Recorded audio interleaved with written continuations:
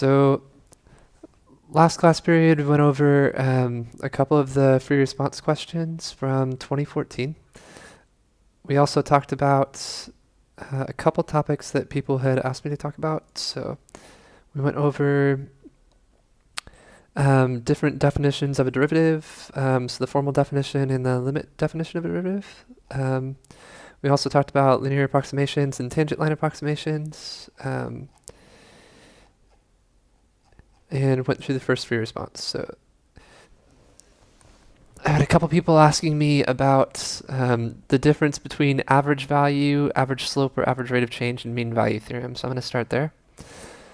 So I've got average value is what happens when I integrate my function and then divide by the total distance that we've traveled from my start point to my end point.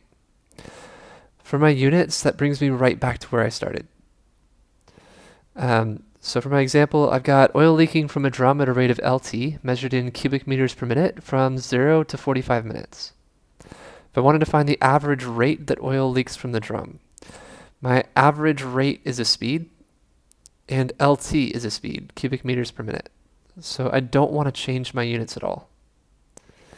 So because I don't want to change my units, I just want to get the average speed, average of what I already am, I'm going to use average value theorem. So I could do this. Zoom in a little bit more. My average rate is equal to 1 over 45 times the integral from 0 to 45 of LT dt. Again, I'm integrating, so that steps me up and tells me how much oil total came out between 0 and 45 seconds. But then I divide by 45, so I divide by the number of seconds, and that gives me the average cubic meters per minute. Okay, any questions on average rates? Tara, are you okay?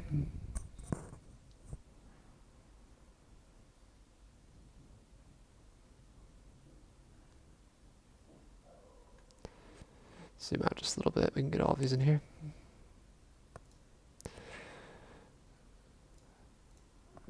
Okay, I need a little bit of feedback, so if you guys don't have a microphone, I'm going to ask you to type. If you hit the chat window on the bottom left of the screen, you should have an option to type out a message. So you can just tell me yes or no in there. It won't show up in the video afterwards, so nobody can see what you're typing. Okay, so that's average value. If you were asked for average slope or average rate of change, that's just y2 minus y1 over x2 minus x1. So that's our old slope formula from algebra. If I had, for our oil example, we wanted to find the average acceleration of the oil as it leaks out of the drum. Because what we were given is a velocity, so that's cubic meters per minute. If I get the derivative, if I get the slope, I'll be looking at acceleration. So if you want the average slope, we can just do y2 minus y1 over x2 minus x1, which is this.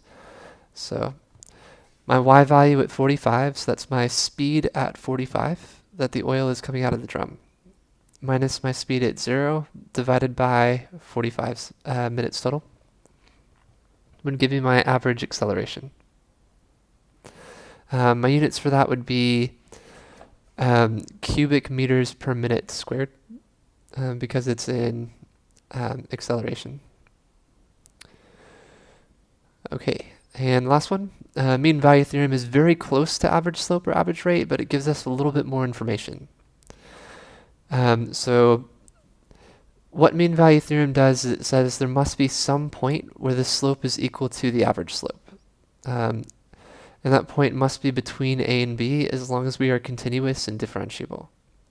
So I can use mean value theorem to go one step further and say, when is the time where the average acceleration of the oil would be equal to whatever it would be with the average rate of change. Okay, here's what that would look like. So I'm going to give you 2 points for this time. My rate of change of the oil in the barrel at 0 minutes is going to be 10 meters cubed per minute. And then at 45 minutes, it's 25 meters cubed per minute. Okay, what I want to know is there enough evidence to suggest that at some point, any point, between 0 minutes and 45 minutes, is the acceleration of the oil from the barrel leaking out at a rate of 1/3 meters cubed per minute squared? Okay, so we can prove it with the mean value theorem. I'm going to get my average slope first. So that's everything that we did for our average rate of change, our average slope here. I'll plug in 45 and 0 and then divide by 45 minus 0. So that's y2 minus y1 over x2 minus x1. That gives me 25 minus 10 over 45, or 15 over 45, which is 1/3. Okay, the mean value theorem guarantees that there will be some point, so in our case some time, when the average slope, since this is an average slope of a rate of change, that's average acceleration for us, will be equal to our derivative. So there is some point C where the exact acceleration at that time is equal to my average acceleration between 0 and 45. Okay, so I'm going to take a look at some examples that I've come up with, and we'll see if this makes a little bit more sense. So the first one I'm going to use is for mean value theorem. And what I'm trying to do is figure out whether or not someone is speeding. So the traditional way to do this is to attach a laser to a camera and then track their speed. So if you've ever played baseball, they usually track how fast each ball is thrown if the guy doesn't strike it. So for every time the pitcher throws a strike, you would get a measure for something like 90 kilometers per hour. And what they're doing is they're doing a laser tracker to figure out what the exact speed is at that time. So that's a derivative. The problem is, once people know where the cameras are, smart drivers can just slow down right before the camera. That way they're not speeding at the moment that the camera picture is taken. Then speed back up until they get to the next camera, and then slow back down, get their picture taken while they're okay, they're not driving not driving against the speed limit, and then speed back up. So old cameras, it was possible to game the system. So what we use now is mean value theorem. We don't actually record the car's speed at all. So what we do is we set mile markers on the road. So this is 250 kilometers on this highway. And then the next camera might be 300 kilometers along this highway. And so every time that the camera takes a picture, we know what the distance is. Then we'll record the person's license plate number so that once the license plate number matches on the next camera, we can check the time that it took them to get from our first distance to our second distance. And then we can use that to get our average velocity. Okay, so here's what it looks like. My displacement when you get to camera B minus my displacement when you get to camera A divided by the time you reached camera B minus the time that you reached camera A should be equal to my average velocity. And that average velocity by the mean value theorem must be equal to some exact speed that you had at some time between B and A. Okay, so I could say my average velocity then is my displacement at B, which is at mile marker 300, minus my displacement at A at mile marker 250, divided by the time it took me to get from A to B. So if I take a picture at 2:30 at camera A, and then the next picture at camera B is at 3:10, it took the car 40 minutes to get from camera A to camera B. So I could say he drove 50 kilometers in 40 minutes, which is 2/3 of an hour. 50 divided by 2 over 3 is, if I flip the fraction and multiply, 150 divided by 2, or 75 kilometers per hour. Okay, so now my average velocity is 75 kilometers per hour. That's just my average slope.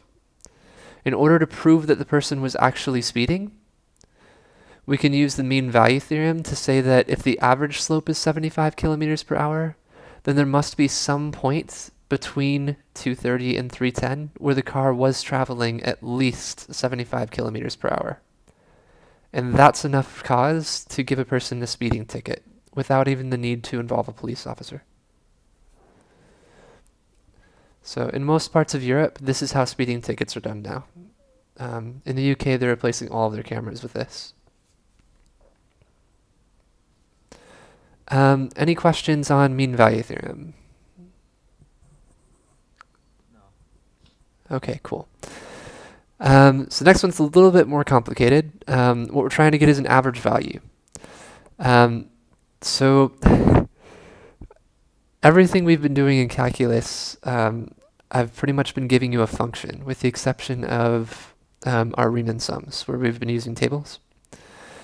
But we haven't really talked much, we haven't talked at all in this class about how you can get from tabular data to a function. So if we go way, way back to pre-calculus, we did some linear regression stuff where we took, for your International Day project last year, a bunch of points and created a function out of those points. And then I had you convert it into a logarithmic function, a linear function, a power function, or an exponential function, I think. So what we're doing is we're getting our best possible fit to some other function into those points. So what I'm going to do is, if I was going to try to get average velocity in real life, so figure out what is the average speed of my car, I would set up a Raspberry Pi to get measurements from my speedometer every second. That gives me a scatter plot. So here's what my speed was at this second. Just a list of times speeds. Once I've got that, I would do what's called a quartic regression, so that matches to my best fitting polynomial of the fifth power. So something x to the fifth power plus something x to the fourth power plus something x to the third power plus something x to the second power plus something x plus something. And it'll get the best possible match to that function.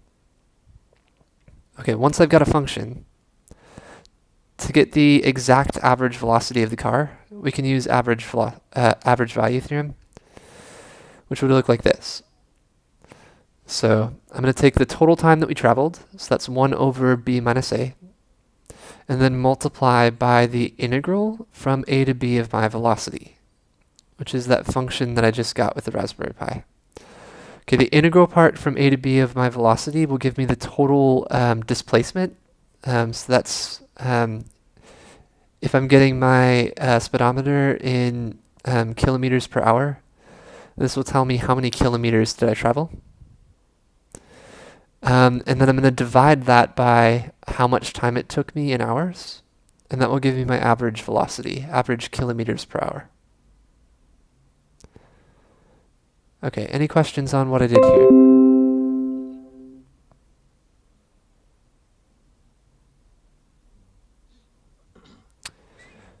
Okay, cool. All right, so I had requests for average velocity, mean value theorem, and average rate of change. I also had a request for absolute extrema versus relative extrema. So an absolute extrema is the absolute highest point on an interval, or the absolute lowest point on an interval. So I can have an absolute minimum, that's the lowest point possible, or an absolute maximum, that's the highest point possible. Versus a relative extrema is just higher than the points around it, or lower than the points around it. So it could be a relative minimum is lower than all the points that are surrounding it. A relative maximum is higher than all the points that are surrounding it. So to figure out the highest value that's on an interval, we need to get all of the critical points. That's all the points where the slope is equal to 0. Those are all the points where we could have a relative minimum or a relative maximum. Then I also need the start point and end point for the interval, because it could happen, kind of like what I've got on this picture, that my highest point is actually not a point where the slope is equal to 0. If you look here, my highest possible point is right here at this endpoint.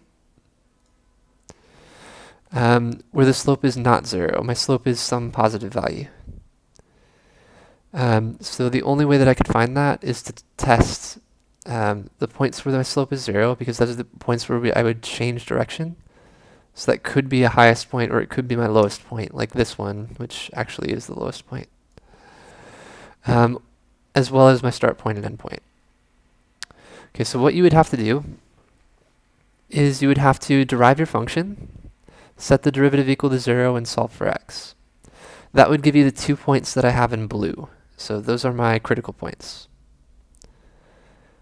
Okay, once I've got those x values, so I'll call this, show off how original I am tonight. I'm going to call these A, B, C, D. So once I've got all of my x values, so B and C are the points where we took our derivative, it's set it equal to 0 and solve for x. And then A and D are the start point and end point of the interval, which will be given. Okay, once you have all of those x values, you'll need to plug them back into your original function. So you'll get a table of values that looks like this.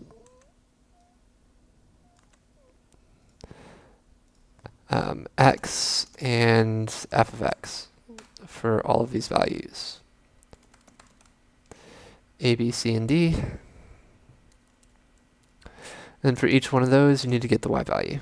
F of A, f of B,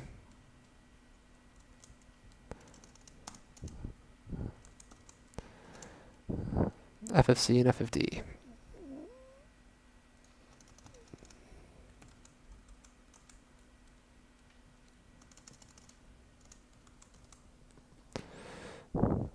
Okay. So once we get all of these points, and we know the y values, because these are the only points that could be minimums or maximums, the highest point out of all of these is the absolute maximum, and the lowest point out of all these is the absolute minimum.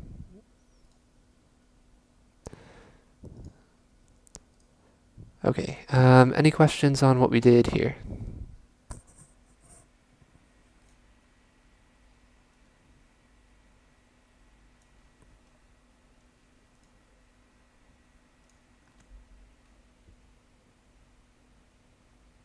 Okay. All right. So I'm going to move on to some free response questions, and we'll just work through as many as we can. I'll try not to keep you too long tonight since it is a school night.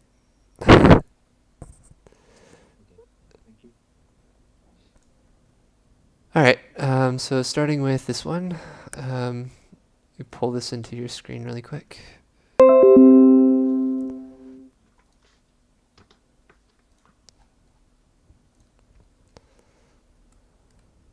So we'll see if we can get through 2 free response questions and then stop there, I think. All right, first one. I have this region R enclosed by our 2 graphs, f of x and the horizontal line y equals 4, shown here. The first thing I want to do is to find the volume of the solid generated when this region is rotated about the line y equals -2. Okay. So if I want to do this, my picture is going to look something like this.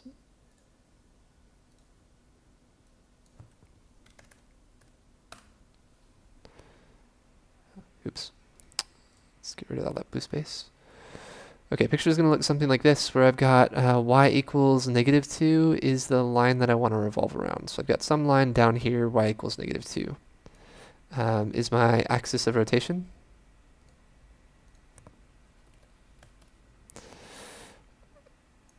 So if I'm revolving around that line, will this be dis method or shell method? Okay, this is dis method. You're right. How do you know? It's rotating on the y axis. Okay, so it's rotating around a, why am I still writing? Okay, it's rotating around a horizontal line.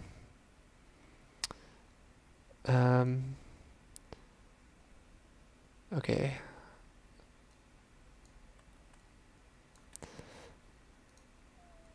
Not sure why the eraser isn't working, but we'll just play with that. Okay, so for this method, I need an R1 and an R2.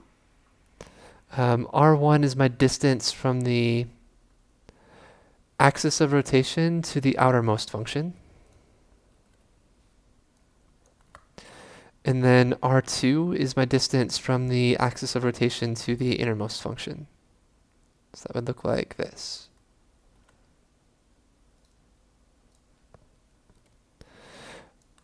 Okay, so how can I set this up? What would my equation for R1 be?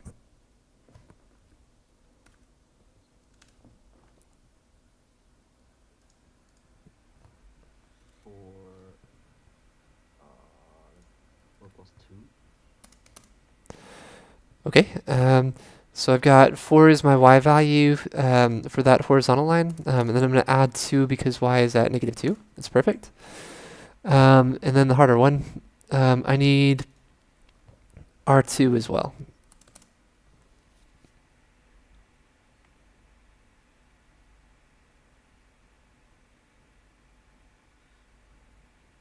For x cubed minus 2.3x cubed plus 6.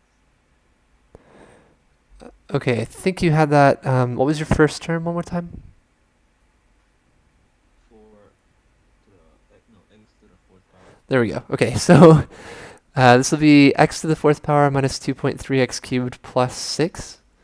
So what I'm going to do is, I'm going to write this out first. What you did was f of x plus 2, which is equal to, I'm going to put in my powers later because I can't do that easily with this program. So x to the 4th minus 2.3x to the 3rd power plus 6.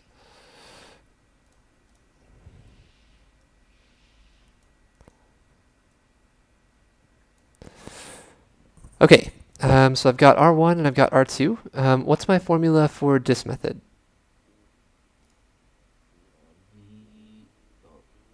Volume equals pi integral a b Okay, r1 squared minus r2 squared dx. perfect. Okay, so that's pi times the integral from a to b of r1 squared, again I'm going to put that in later, minus r2 squared dx. I do need to multiply all of this times dx, so I'm going to put in another set of parentheses there.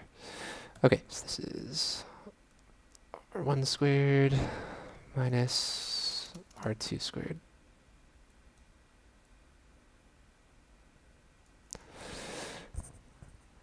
Okay, so then the last thing I need to do is just substitute in.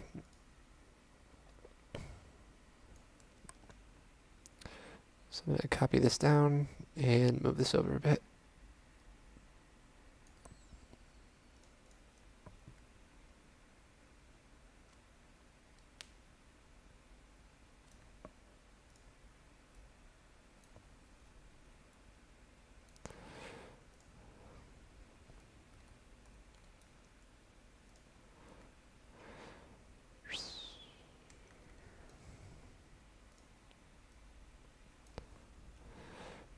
All right. So let's start taking a look at the next one while I finish copying this one over.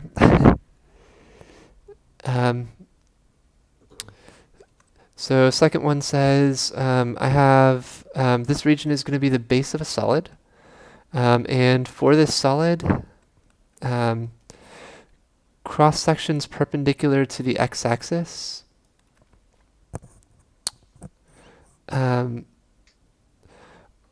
Form an isosceles right triangle with a leg in R, and I want to find the volume of this solid.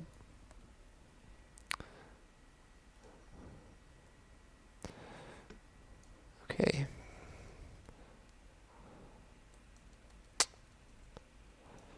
Let's do that again for the next layer.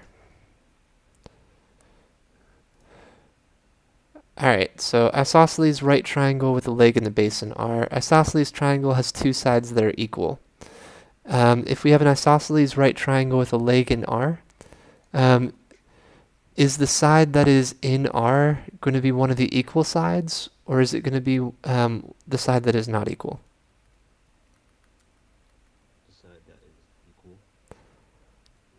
Okay, it's going to be a side that is equal.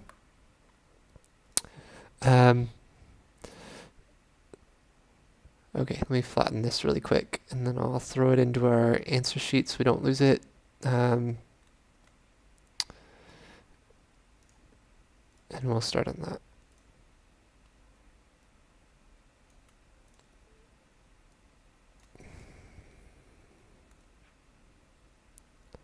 There we go.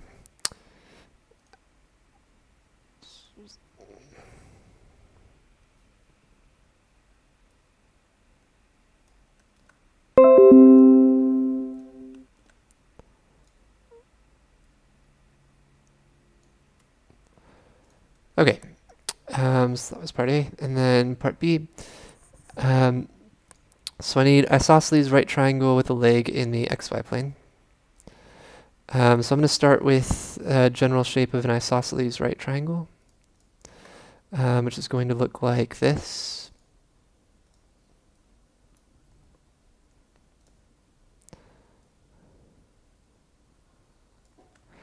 Okay. So I've got an isosceles triangle. That means these two sides are equal. And it's a right triangle, which means I have a 90-degree angle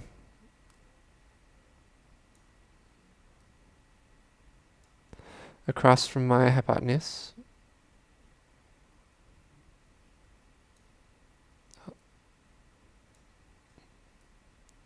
So this angle is 90 degrees. And then one of the legs is inside the base. So that tells me my picture looks like this.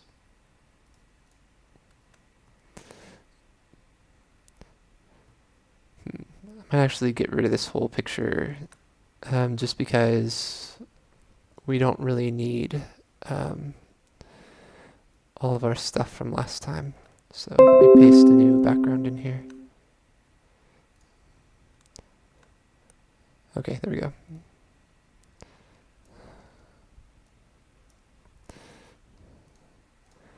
Alright, so I've got this isosceles right triangle, and I need to put the leg in the base. So let me shrink this down a bit, and we'll move it in. So my triangle is going to look something like this.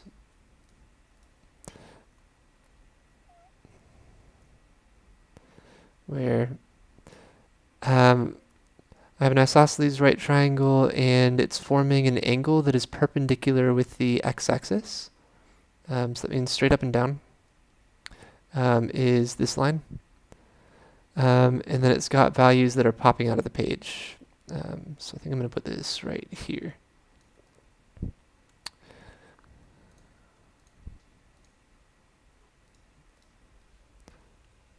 Okay, I'll add some value there. All right. And then I keep stacking up those triangles until I form a shape.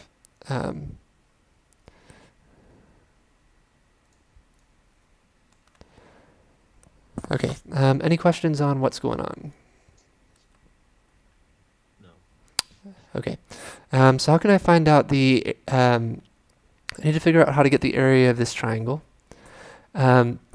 What is this side length that is in the xy plane?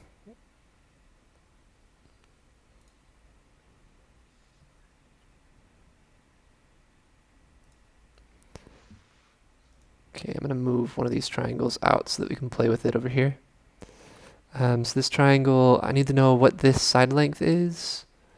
Here.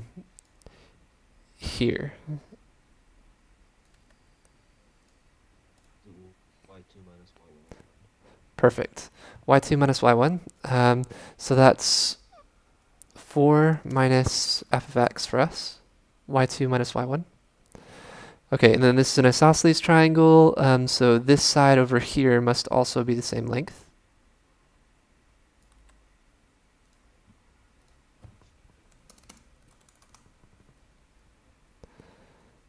Okay, and then in order to get the area of this triangle, I also need the height. So to get the height, I'm going to drop an altitude straight down the middle of this angle right here so that it's perpendicular with my other side of the triangle, with my hypotenuse. So that's going to look like this. Okay, that line is my height, which I'm going to need to solve for. And in order to solve for that height, if this was originally 90 degrees, the red part, then that means after I split this angle in half, this should be 45 degrees, this angle here. So that's pi halves.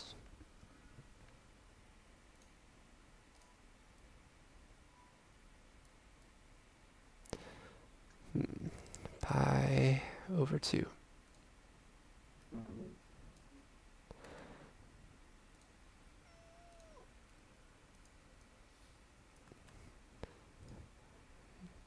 Okay, so if this angle, oh, that's why. Okay, if this angle is pi over 2, how can I solve for the height? Hello?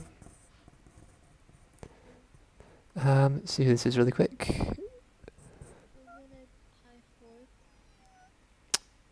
Pi halves, yes it is, so we split that angle in half, thank you.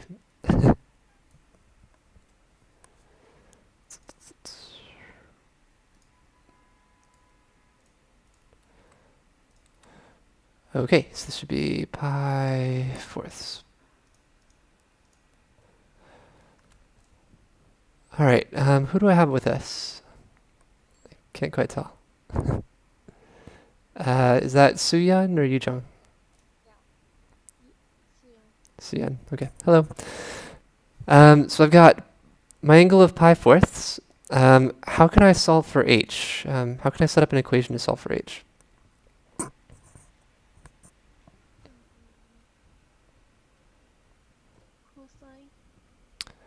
Okay, I can use cosine. How can I set it up? Which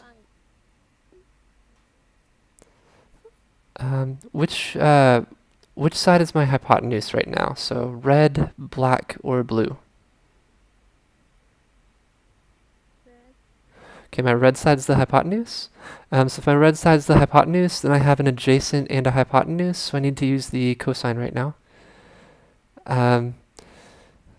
This angle is 45, so if you use the sine, it would work. You'd just be using it for this angle down here. So, okay, so my cosine of pi fourths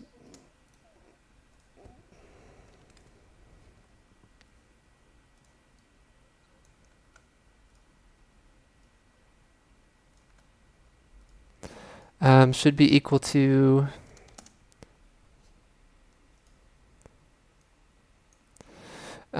h over 4 minus fx.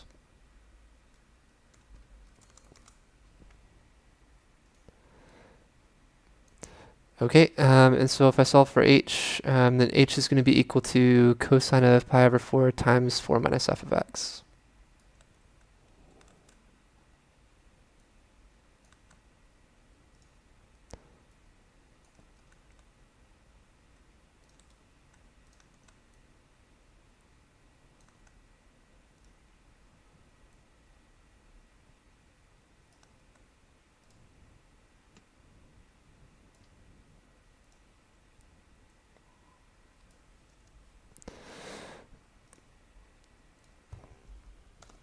All right, so now that I've got h, how can I get the area of this triangle?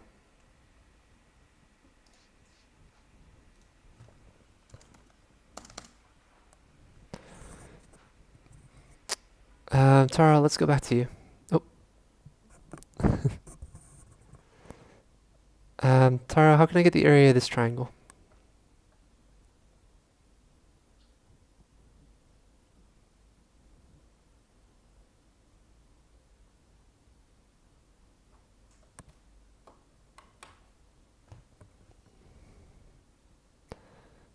How can I get the area of any triangle?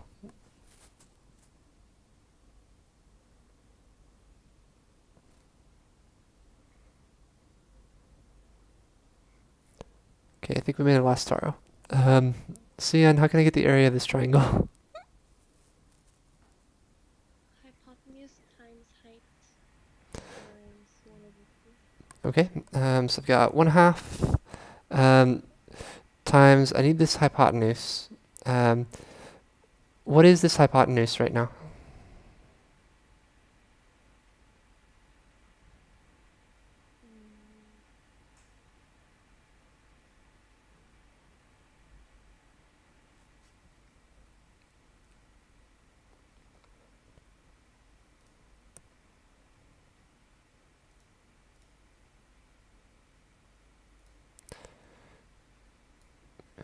Give myself a little bit of space. So each one of these mini rectangles, or mini triangles over here, that we split this up into, is also isosceles, right? If this is 45 degrees and this is 90 degrees, then this must also be 45 degrees. So I could say that this angle or this side and this side are equal, and this side and this side are equal. So what is my whole distance from here to here? 2h. Okay, so it should be 2 times whatever h is. I didn't draw my lines right, did I? Okay, let me go back again.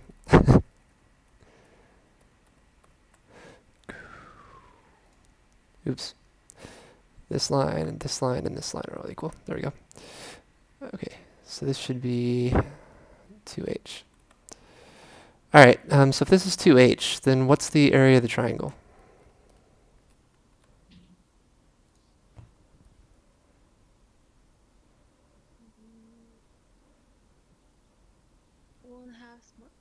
Times 2h squared. Cool.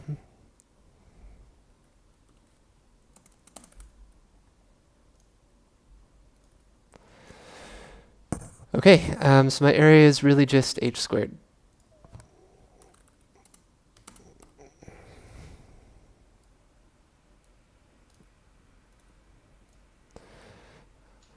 Okay, so my area is h squared, but what I need is a volume of what's going to happen if I keep stacking these isosceles triangles on top of each other. So how can I change this area to make it a volume?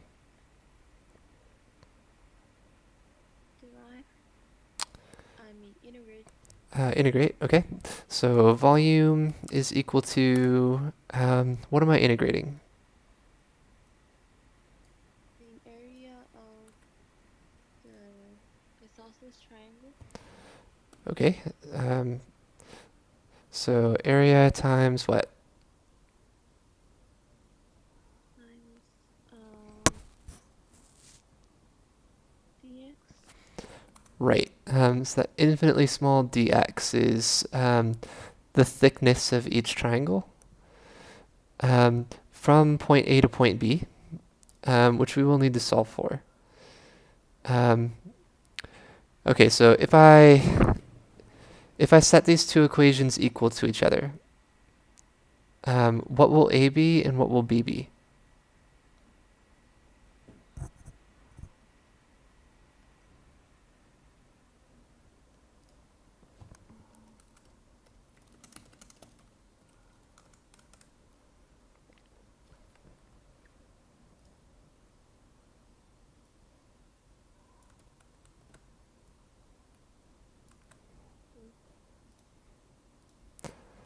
Okay, I think I heard it. What's the first one? A will be 0. A is 0. Okay. What is B?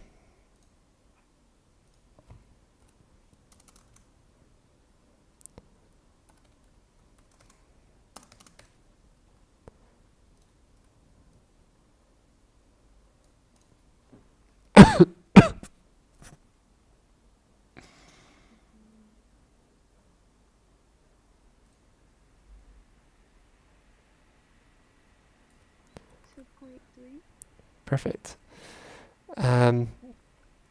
So we said A is 0 and B is 2.3. So then my volume will be equal to the integral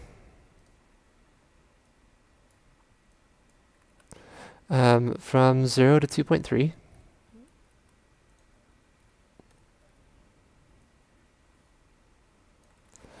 of my area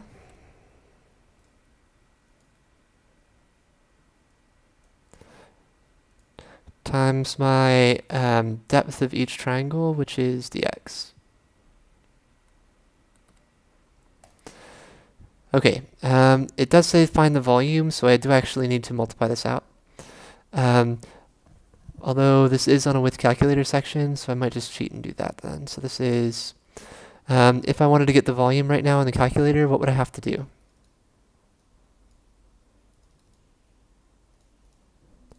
Math. Okay, The ninth option. okay, math 9. Type the equation. Okay, equation. X, comma x,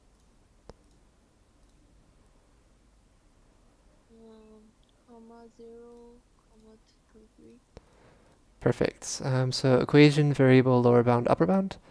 And that should give us our volume. So my volume is 4.056. Okay. Uh,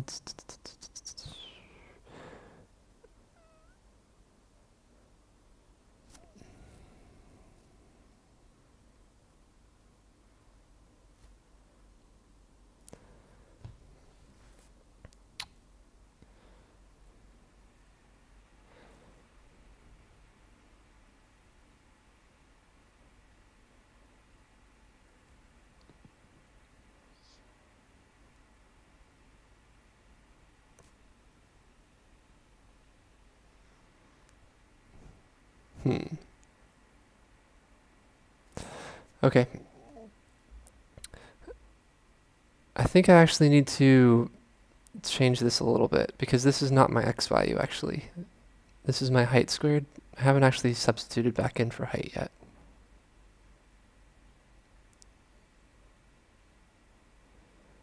I'm going to go back a step and we're going to substitute in for height and then we'll plug that in for our volume. So this is, what's the cosine at pi fourths? Root 2 over 2. Okay, so the cosine at pi fourths is root 2 over 2. If I square that, what will I get? 1/2. 1/2. Okay, so I could say that this area, if I go one more step, is equal to 1/2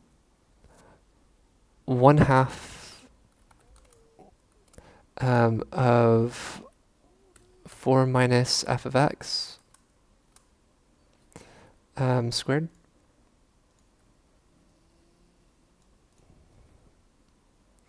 Then I can substitute that in for my volume. And then we should match because what I didn't realize the first time was this is dx, not dh. So my variables weren't matching there. Okay, so if I want to integrate this in terms of x then, I need to use this one.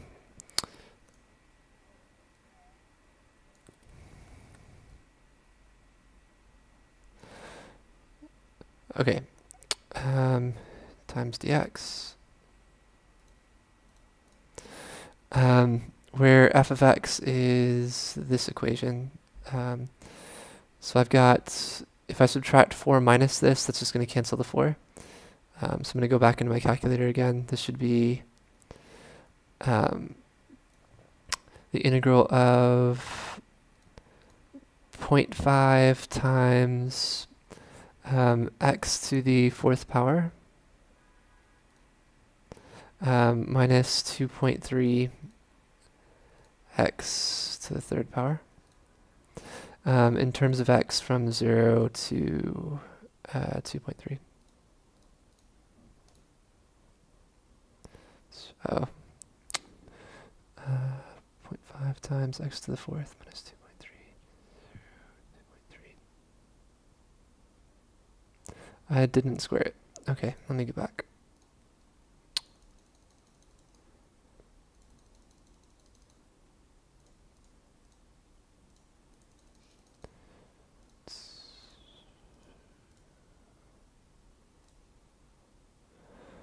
Okay. Almost midnight, double check me. 0.5, I want 1/2 times 4 minus f of x. Cancels out the 4, so this should be x to the fourth minus 2.3 x cubed. All squared in terms of x from 0 to 2.3. Okay. So let's copy that one then.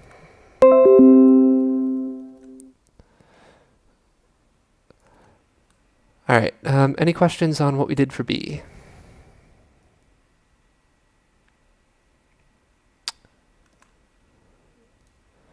Okay. So that leaves us with this last one, C. There is some line x equals k that divides R into two regions with equal areas. I want to write but not solve an equation involving some sort of integral whose solution gives the value of k. So I want to be able to solve for the x value that would divide this region into two equal parts.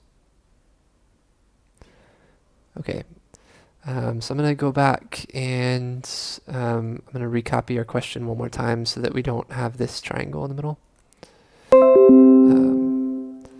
So starting over.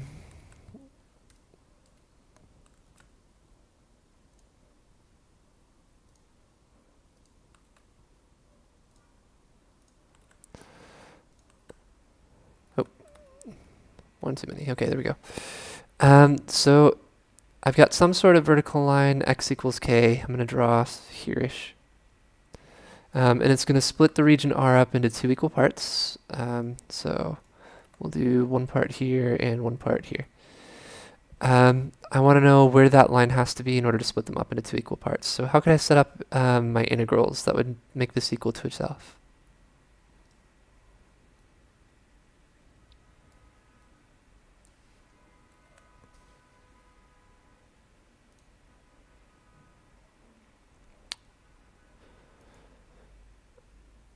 Integral from 0 to k Perfect. Integral from 0 to k. of the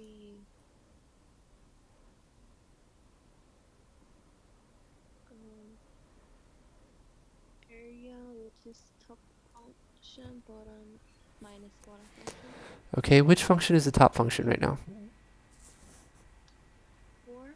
4, perfect. So I'm going to say 4 minus f of x dx, which is okay because we're on a calculator section, so I can actually just leave it like that. Okay, so that integral, then what? Let it equal to the integral from k to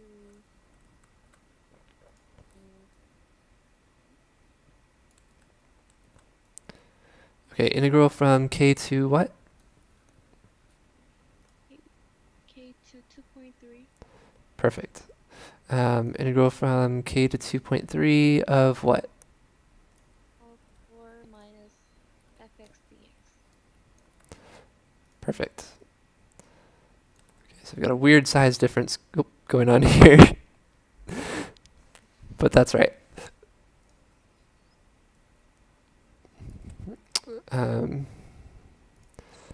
Okay, and that's good for that free response question. I think I'm going to skip ahead. We've got 10 minutes left. Well, actually, I might leave it up to vote. It is a school night. Do you guys want to do a part of a third problem for the last 10 minutes, or do you guys want to just stop here while we're at a stop point?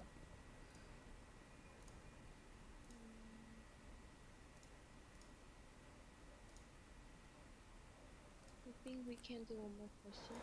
Okay, cool. So let me pull one more then. I'm going to look for something people have asked me about. Line. Okay, up, okay, down. I think we're okay with that.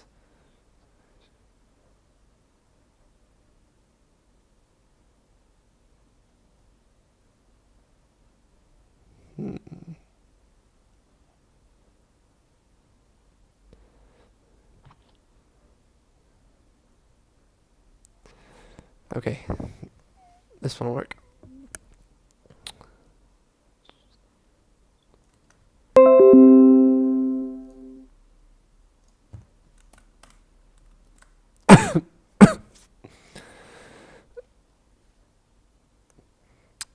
We'll do the first one first because it's fast, and then I might skip down after that.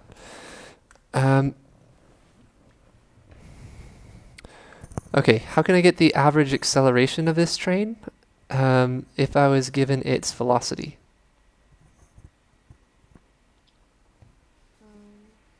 You need to use the function fb minus fa over b minus a. Perfect. So for this one, that would be f of what? F of 8 minus f of 2 over 6. Okay, so that's negative 120 minus 100 over 6, or negative 220 over 6 is negative 110 over 3 meters per minute squared, because I am acceleration. Okay, second part. Does the data support the conclusion that the velocity is negative 100 meters per minute at some time t between 5 and 8? And then give a reason for the answer.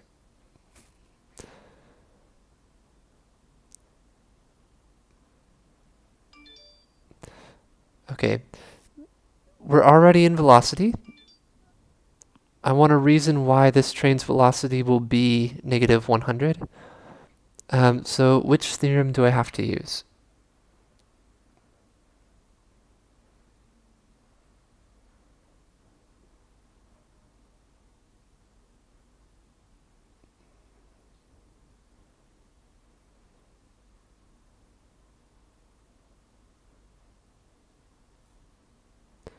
Or if you don't remember the name of the theorem,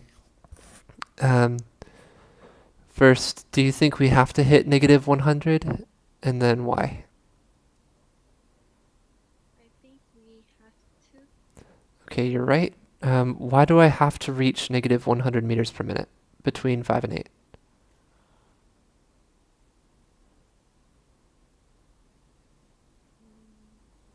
Because negative 100 is between 0 and negative 150. Okay, you're close. So we're only looking between 5 and 8. So negative 100 is between... Between 40 and negative 120. Okay. And so which theorem guarantees that we have to pass through all of the y values between f of a and f of b if we are continuous and differentiable? Forgot the name. Okay, so the name is intermediate value theorem. Tells us we have to pass through all of those y values. Intermediate value theorem. I'm going to shrink this down. Okay, so by the intermediate value theorem, we have to pass through the point negative 100 meters per minute. Okay, so then third part, at t equals 2, the position is 300 meters east of the origin station, and the train is moving to the east. I want to write an expression involving an integral that gives the position of train A in meters from the origin station at the time t equals 12. Okay, first, what's the integral expression going to be? We need to find the area. Okay, we need to find the area, so that means we need an integral somehow. So what's a formula that could tell us how far away are we from the original station? You go from 2 to 12. Okay, the integral from 2 to 12 is going to tell me how much I changed from 2 to 12, but where was I at 2? Oh, so it should be 0 to 2. Close. We were told the position, so where were we at 2? Oh, 312.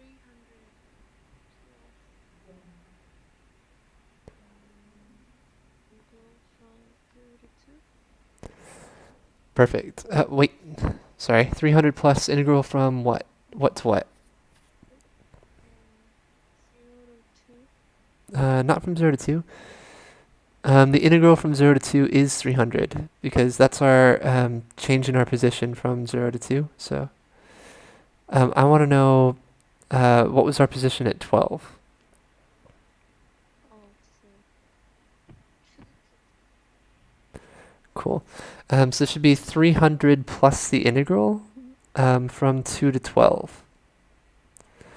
Okay, then we could estimate that integral using a trapezoidal sum. If I wanted a trapezoidal sum with 3 subintervals, I would go from 2 to 5, 5 to 8, and 8 to 12. Should give me the integral that we need. Since we know from 0 to 2 is exactly 300, we don't need to estimate it. Okay, I'm going to flash answers from the scoring guide really quick so that we can see everything together. So it looks like this.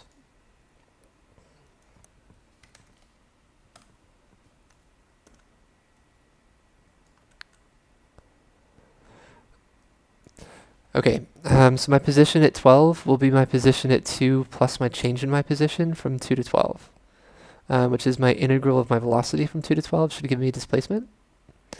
So that's 300 plus the integral from 2 to 12 of velocity will give me my position at 12. Then when I estimate with the trapezoids, I get this. Any questions on part C? Okay, last one for tonight. We've got a second train B traveling north from the origin station. At the time t, the velocity of B is given by this velocity. And at the time 2, the train is 400 meters north of the station. I want to find the rate in meters per minute at which the distance between train A and train B is changing at time t equals 2. Okay, I'm going to draw another picture really quick. So I've got a little coordinate plane here. Okay, so train B is traveling north, which I'm going to mark in red. So train B is this way. And we were told train A is traveling mostly east. Its position is 300 meters east, and the train is moving to the east. So train A was moving east. Okay. So if they're both going from the same station, they're both going from the origin station. How could I get the distance between the two trains?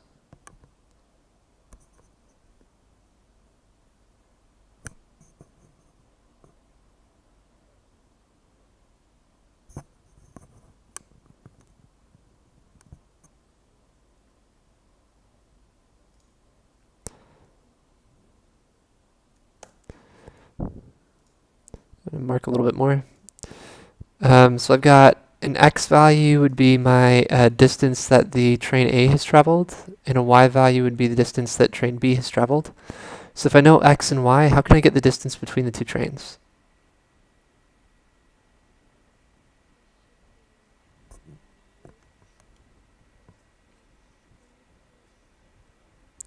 Perfect. So I could use Pythagorean theorem. So if I do that, I have this.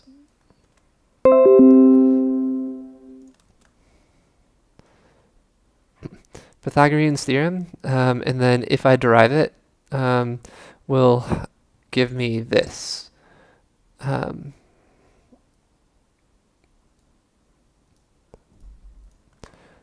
Okay. So I know at 2 seconds x is 300. If I integrate, oh wait, we don't actually have to do that because they told us we're already 400. So x is 300, y is 400. So z will have to be 500, special right triangle 3, 4, 5. And then we need to solve for the rate at which the distance between them is changing. So we need to solve for dz over dt. To get dx over dt, I can plug in the time t equals 2 into this equation,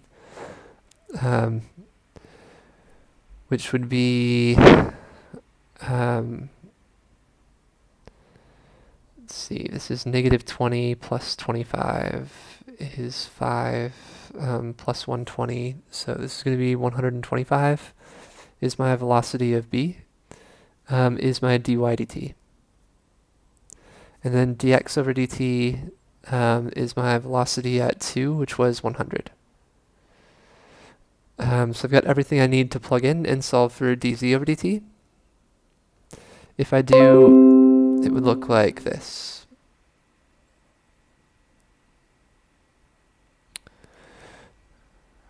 Okay, I'm going to zoom out a little bit. It's all really small.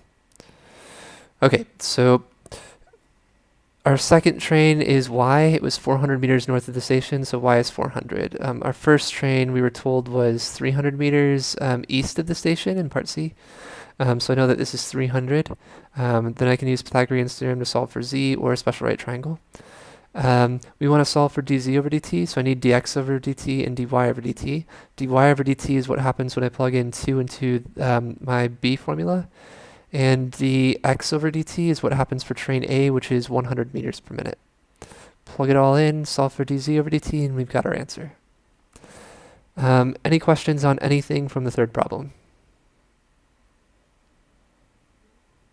Awesome. Well, thank you so much for coming. We are 5 minutes over time, 11:05. If you want to show up tomorrow, I'll be at school tomorrow for a review session at 7:30 and another one after school from whenever school gets out until 6 p.m. You can feel free to come or not come to any of them. If you can only make it for part of the time, that's okay too. All right. I'll see you tomorrow.